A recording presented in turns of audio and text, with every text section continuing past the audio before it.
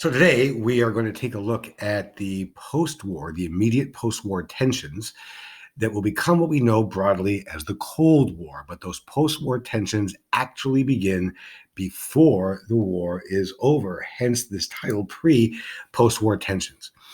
There are a number of important conferences between the Allied powers toward the end of the war, two of which we've looked at really directly, the Yalta Conference and the Potsdam Conference, both in 1945. At the Yalta Conference, there were disagreements between the Americans and the Soviets over what would happen with Germany at the end of the war. The Soviets basically wanted a similar type of arrangement to what happened at the end of World War I. That's heavy penalties on Germany, a disbanding of their military, and a dismantling of their economy. And the reason is really simple, because over the course of the 20th century, every time a strong Germany arose, the Soviets, or the Russians in World War I, got attacked by them.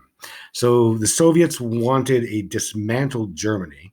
Meanwhile, the Americans were in favor of a stronger Germany because Germany, frankly, has the strongest economy in all of Europe. And so they saw the Germans as the cornerstone of an economic post-war recovery in Europe to help avoid the type of economic decline that occurred at the end of World War I.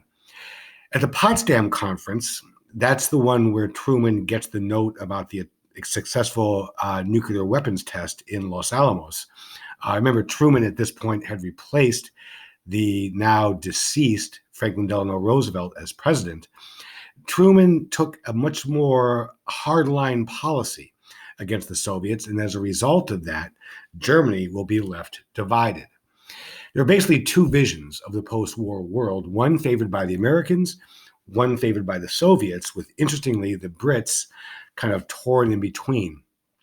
The first vision of the post-war world is one of international cooperation. This was favored by the United States, actually, based on international self-determination, so that nations would be able to create their own borders, nations would be able to freely trade, there'd be a promotion of democratic institutions around the world. And of course, the Americans, as we see in this visual here for an early United Nations cell banner, the United States, of course, would be at the centerpiece of this. They'd be the leader of this new world order, similar to some of the propaganda that we saw toward the end of World War I. This was arguably begun all the way back with the Atlantic Charter, that initial agreement between England and the United States before the United States had even entered the First World War as a result of the Japanese attack on Pearl Harbor. So people, as we mentioned then, were suspecting, is this getting America involved in world affairs and we don't want to be involved in world affairs? Yes, indeed, it turns out they were right. That's exactly what that was. The second vision of the post-war world was one of a world divided by spheres of influence. And this was favored by the Soviet Union, who wanted a buffer zone against Western aggression. If you look on this map, all of those nations in red to the west of the Soviet Union would be those nations that the Soviet Union would take charge of helping to rebuild. And they wanted this mainly because they feared the West being aggressive toward the Soviets. Well, why would they be suspicious about that? I don't know. Maybe because it happened twice in 35 years. So the Soviets had a tremendous distrust for Western powers. And they wanted to make sure the next time the West attacked, in the Soviets' mind, it wasn't if the West attacked, it was when the West attacked. The next time that happened, they'd have stuff to go through before they reached the Soviet Union. Also, there was concern on the side of the Western world. The Soviets wanted to spread their influence and spread communism to other countries. This is exactly correct, actually. That's exactly what the Soviets wanted to do.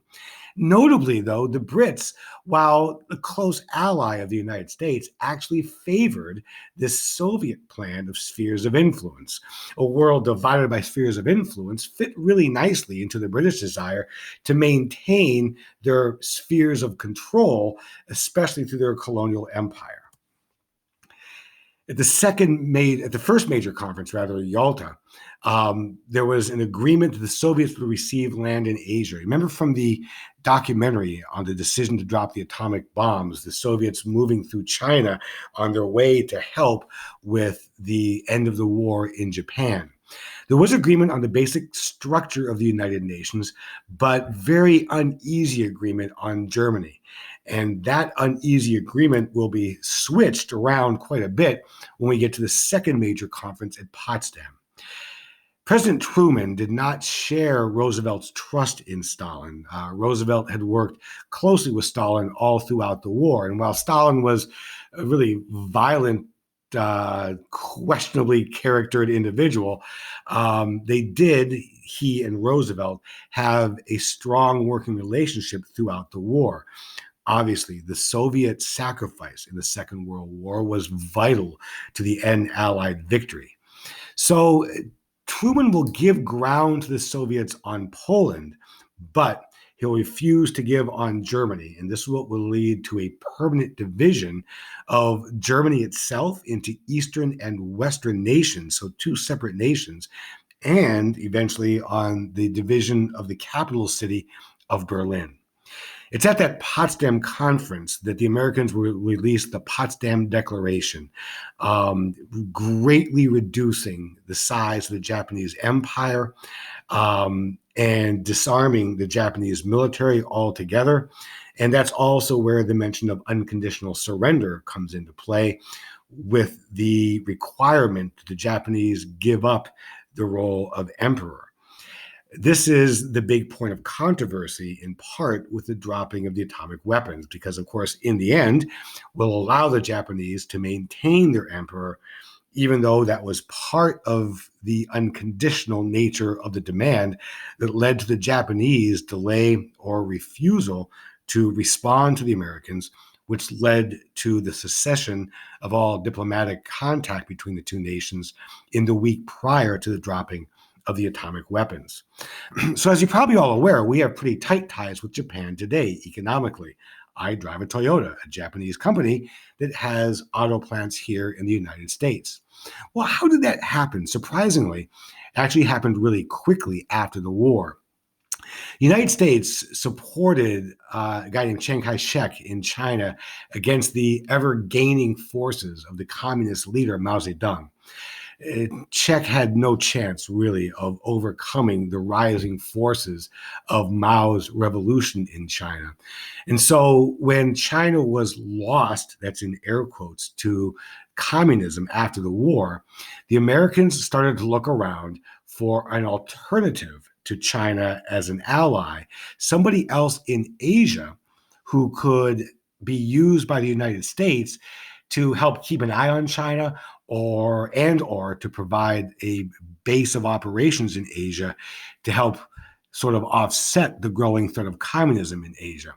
Well, ideally, that partner would be a country with a strong military infrastructure so that America could set up bases there. It would ideally be a country with strong industry so that if need be, America could produce weapons there, and ideally an educated population to work in the factories that might produce American goods. Who looks like that? That's right, the Japanese. So, in surprisingly short order, the Japanese and the Americans begin to cozy up together after the Second World War. Oh, you know, Pearl Harbor, nuclear weapons, oh, bygones. Hey, friends. Meanwhile, over in Europe, the lines of the Cold War tensions were being drawn. This map that you see up on the left-hand side is the upper left corner, is the city of Berlin, divided into zones of occupation. The east part of Berlin being controlled by the Soviet Union, the western part of Berlin being controlled conjointly by the French, British, and Americans. So that seems kind of cozy, right? Those are your four allies during the Second World War. But that division is also indicative of the tensions that we know were already propping up during the end of the Second World War, Truman's lack of trust for Stalin and the Soviet Union, and the tensions that were existing between the two at the Potsdam and Yalta conferences. Again, the enemy of my enemy is my friend, but what happens to your frenemy once your common enemy is gone. And that's exactly what leads to this deterioration of the relationship between the Americans and the Soviets. This map that you see on the right-hand side of the screen is a map of Soviet-dominated Eastern Europe, there in red, and American and NATO-dominated Western Europe, which you see in blue. Right in the middle of the map, see the arrow of my cursor running over them, this light blue and light red area was combined the former nation of Germany. Here divided into West Germany, dominated and being reconstructed by democratic powers, and East Germany being dominated by and reconstructed by the communist-based Soviet Union. And this little red dot right there, a little blue dot within little blue. My goodness, it's white. This little white dot here in East Germany, that's important because that's the city of Berlin, which means that the three democratic powers of the Allied powers had a large part of the German capital in East Germany, otherwise controlled by the Soviet Union. As you can imagine, this is going to get awkward. What will arise from this is the policy known as containment. And this is a really important policy to understand.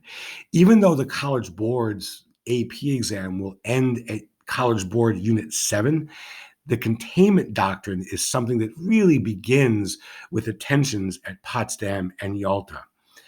The idea is to simply contain the spread of communism. So the US and our allies will give up a vision of an open post-war world and look to maintain and grow democratic nations around the world, and help stop the spread of communism. So the goal then is to contain the spread of communism. And conversely, frankly, the Soviets were also looking to contain the spread of capitalist democracies. And this containment doctrine will be born in what's known as the Truman Doctrine.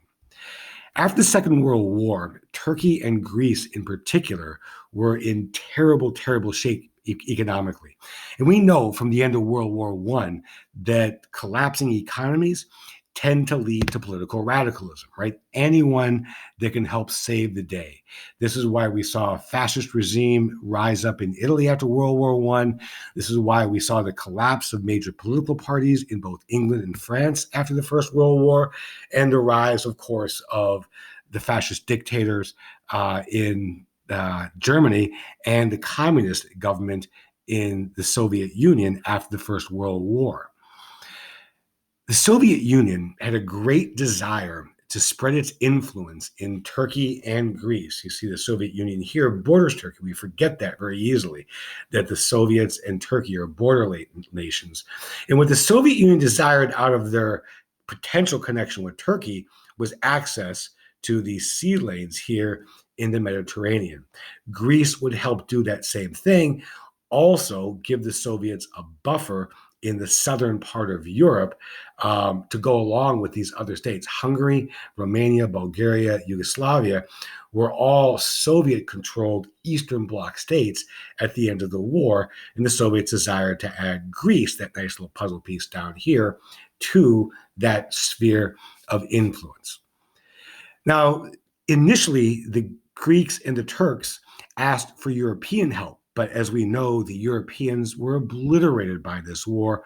The Brits, who had the strongest economy in Europe, were no longer able to help because they had so much being invested in their own war reparations and rebuilding. In a speech to Congress, President Truman will say that it's the U.S. role to support free peoples everywhere. We're going to read this document as part of the EBFN that we're going to be doing, but it's a really important statement because it's going to change, actually. The role to support free peoples everywhere certainly implies that we're going to support democracies around the world.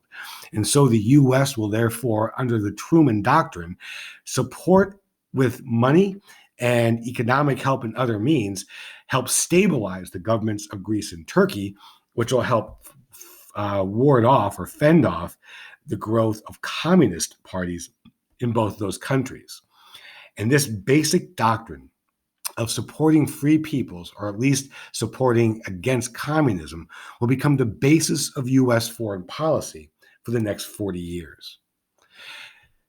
The initial activation of this policy comes in what's called the Marshall Plan, a major outpouring of U.S. economic aid to all of our allies on the European continent, not just Greece and Turkey, but all of our World War II allies. There was certainly an enormous humanitarian concern. The truth of the matter is, there were really bad crop years in the immediate post-war years. There were droughts in 1946, 47, 48.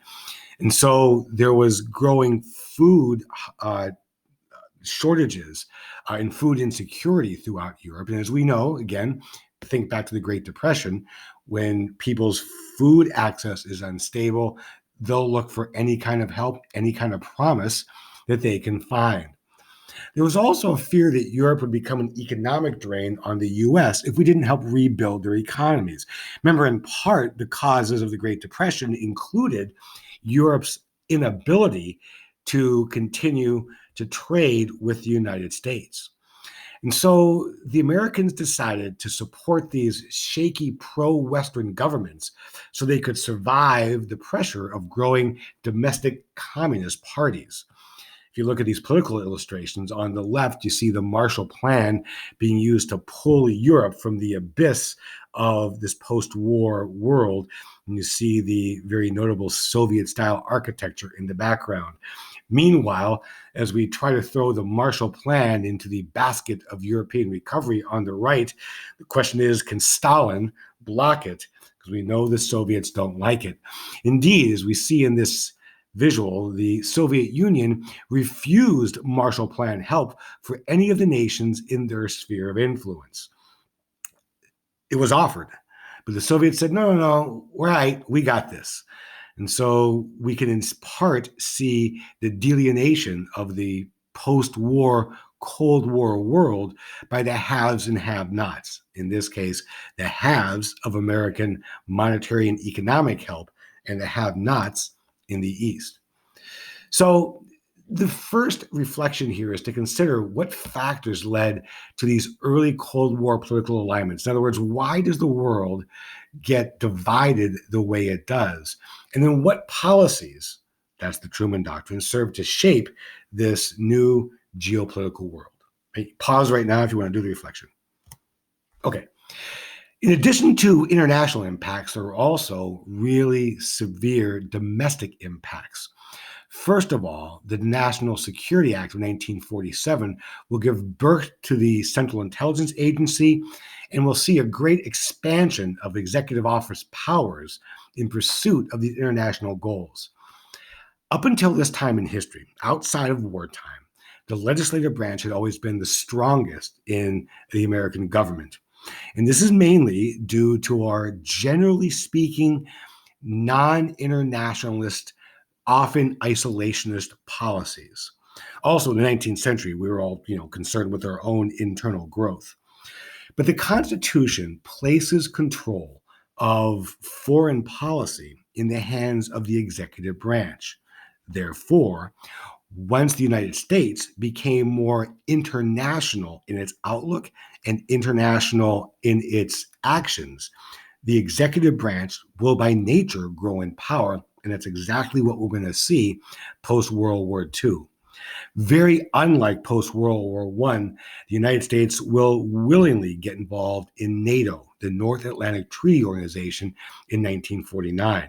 So unlike after World War I, where the Senate rejected our participation in the League of Nations, the U.S. will jump all in to an international security alliance, which notably has in it the provision in one of its articles that an attack on any NATO partner will be viewed as an attack on all NATO partners.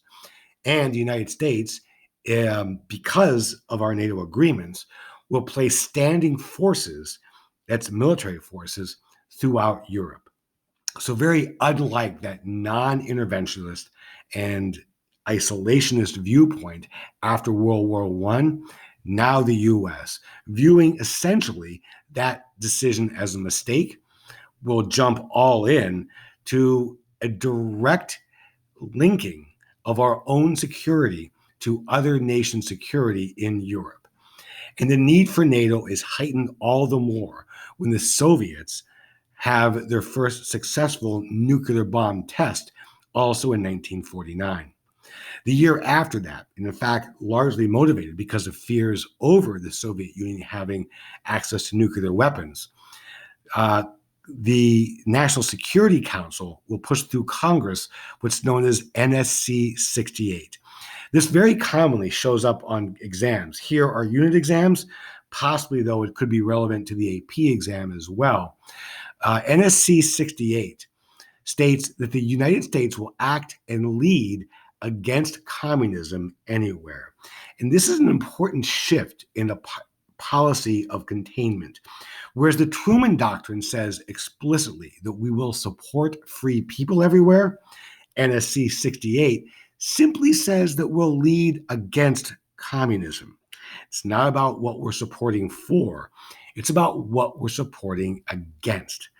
And as we'll see as we study history in the next month or so, going against communism does not necessarily mean that you're working in favor of democracy.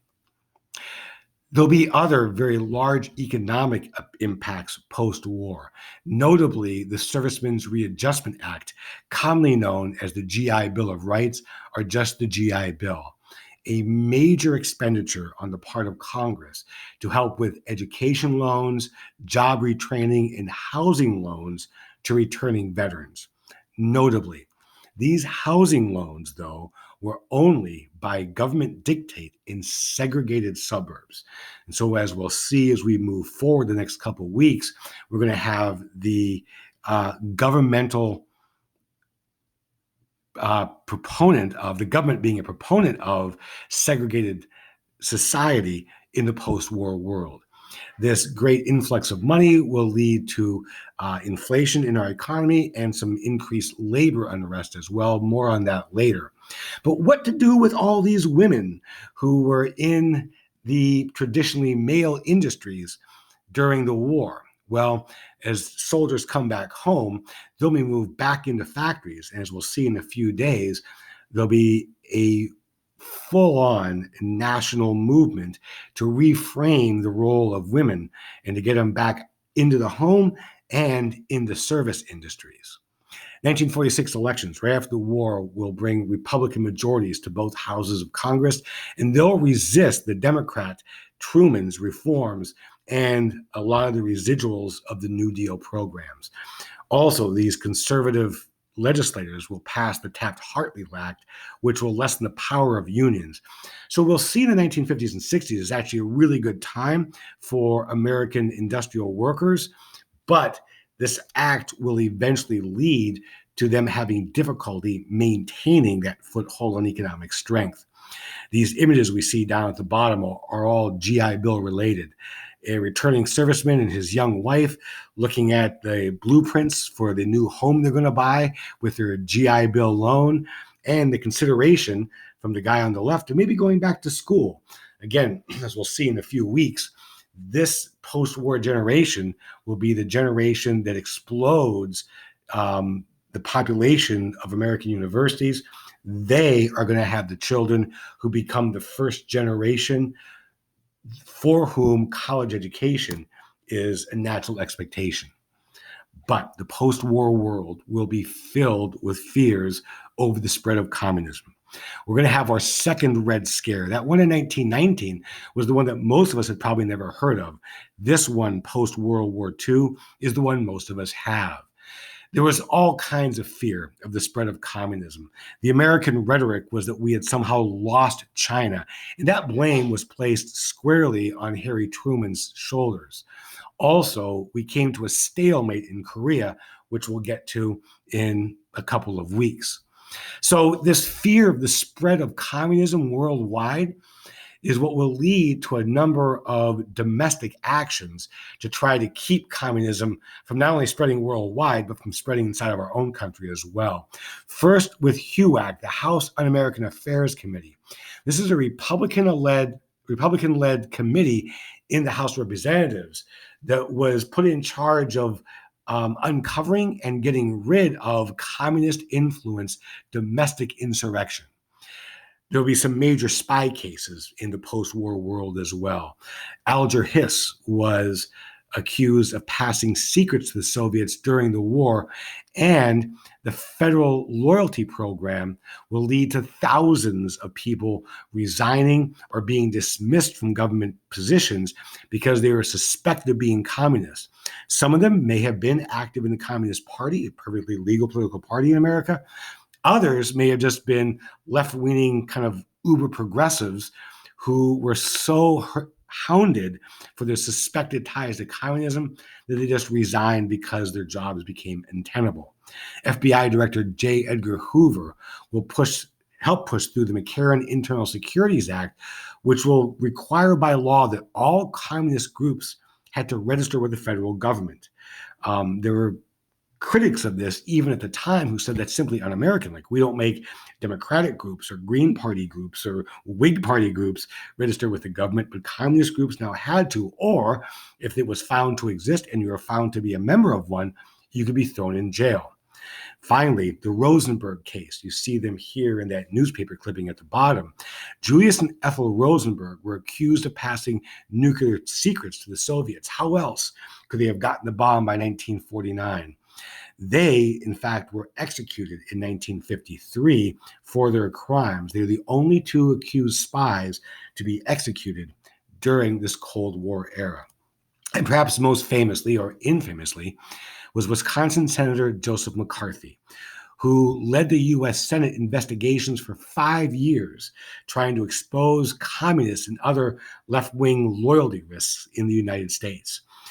His Senate-led trials, the latter few years of which were often broadcast on national television, became known as the McCarthy trials, and the hunt for communists in the American government and American media became known collectively as McCarthyism. These investigations from McCarthy were occurring in conjunction with the HUAC investigations in the House of Representatives, but they're two separate sets of investigations.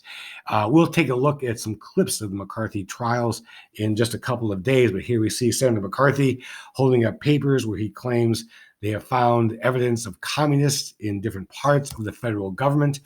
In the end, McCarthy will overstep his boundaries when he goes after the U.S. military in what's known as the Army McCarthy hearings.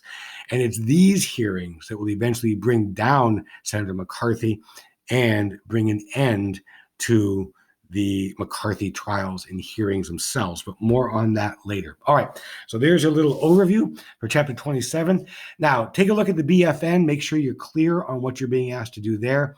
Tomorrow, Tuesday, I will post an assignment that looks at some really early key documents in the alignments of the post-war world. All right, have a good day, all. Thanks for listening. Do this last reflection if you'd like. See you later.